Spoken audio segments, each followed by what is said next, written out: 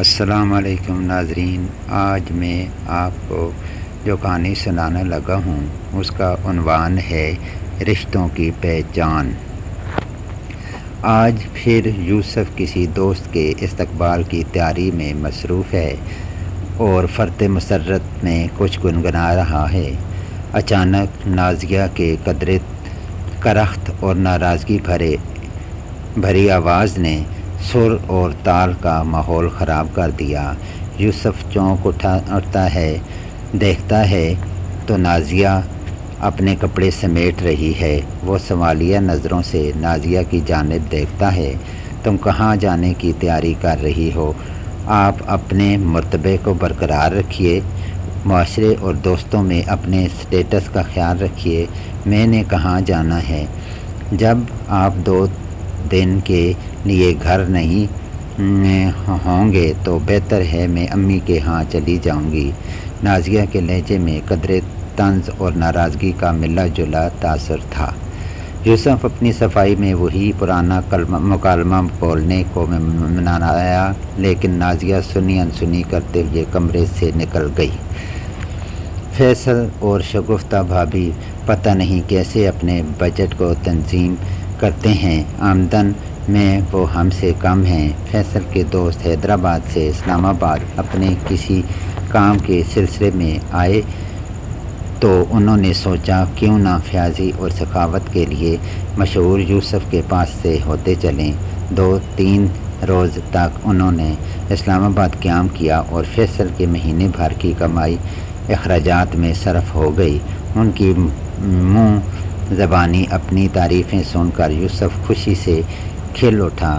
دوستوں کے الوداع ہونے کے بعد جب وہ گھر آیا تو دروازے پر تالا پڑا دیکھ کر چونک اٹھا۔ اس کی پڑوسن شگفتہ نے اسے چابیوں کا گچھا تھماتے ہوئے بتایا، نازیہ اپنی امی کے گھر چلی گئی ہے اور یہ چابیاں آپ کے لیے امانت چھوڑ گئی ہے۔ یوسف نے گھر کھولا اور اپنے بیڈ روم میں آرام کرنے کی غرض سے لیٹ گیا۔ یوسف کو دل ہی دل میں نازیہ کی فرمائش پوری نہ کر سکنے کا افسوس ہونے لگا۔ وہ ذہن میں مختلف ترکیبیں لڑانے لگا۔ اچانک اسے اپنے دوستوں کا خیال آیا جن کے باعث اسے یہ دن دیکھنا پڑا، اور ان کی آزمائش کا بھی آج سے زیادہ قیمتی موقع شاید کوئی نہ ہو۔ سب سے پہلے اپنے ہی شہر میں مقیم دوست راشد کا نمبر ملایا۔ جب اس نے ساری صورتحال راشد پر واضح کی تو اس نے نہایت صفائی سے ٹال دیا، یوسف جگر، تمہیں تو پتہ ہی ہے تمہاری بھابھی کو دل کی تکلیف ہے، مجھے گھر کا سارا کام خود ہی کرنا پڑتا ہے۔ کبھی بھی اپنے یار سے معذرت نہ کرتا، گر مجبور نہ ہوتا۔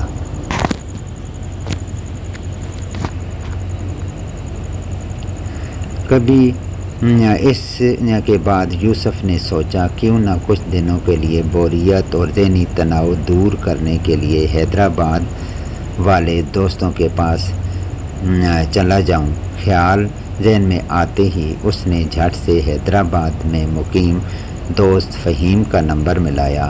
رسمی سلام دعا کے بعد جب یوسف نے اپنا مدعا بیان کیا تو فہیم نے لیت و لال سے کام لیتے ہوئے بتایا، کل ہی میرے گھر ننھے منّے سے مہمان کی آمد ہوئی ہے اور تمہاری بھابھی ہسپتال میں ہیں۔ خوشی کا موقع بھی ہے اور مسرت کا بھی زیادہ ہے، ورنہ تو میں خود بہت مشتاق ہوں تمہاری مہمان نوازی کے لیے۔ آخر تمہارے بے پناہ احسانات ہیں میرے اوپر، بہتر ہے اس دفعہ تم وسیم کے ہاں کراچی چلے جاؤ، وہ بھی ہمارا مشترکہ دوست ہے۔ ہاں، اگلی بار ضرور مجھے خدمت کا موقع دینا۔ فہیم کی اس قدر چرب زبانی سے اگلا گھر دکھانے پر یوسف کی گمشدہ عقل کافی حد تک ٹھکانے آ گئی۔ اسے پتہ بھی نہ چلا فیصل اور شگفتہ کب سے دروازے پر کھڑے اس کی ساری باتیں سن رہے تھے۔ او سوری، آئیے نا، اندر آئیے، آپ لوگ باہر کیوں کھڑے ہو گئے؟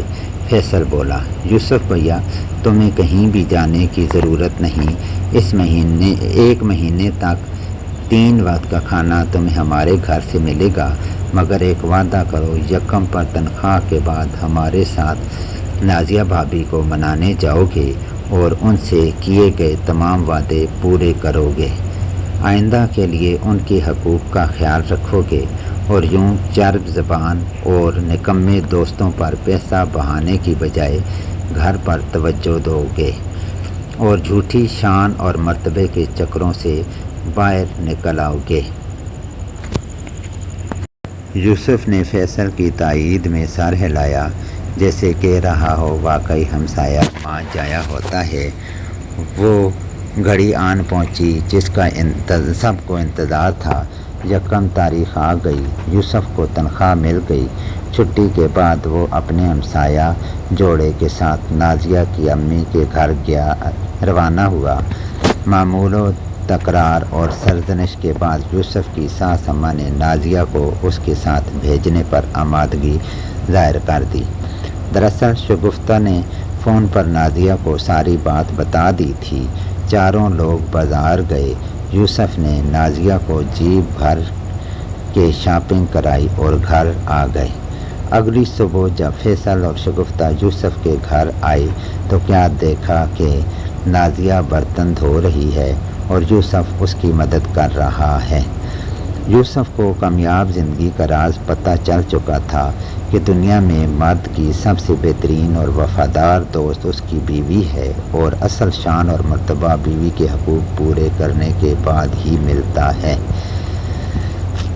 پرسکون زندگی کے راز کو سمجھانے کے لیے اس نے اپنے پڑوسی جوڑے کو تشکر آمیز نظروں سے دیکھا جو ان کو شام کے کھانے کی دعوت دینے آئے تھے۔ ہمارے معاشرے میں کتنے ہی ایسے یوسف ہیں جو ظاہری جاہ و چشم اور شان و شوکت پر اپنی ساری کمائی صرف کر دیتے ہیں اور ایسے رشتوں کو نظر انداز کرتے رہتے ہیں جن کے حقوق پورے کرنا ہمارا فرض ہوتا ہے۔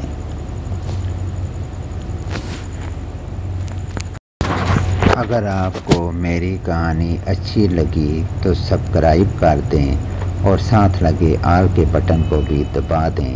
شکریہ۔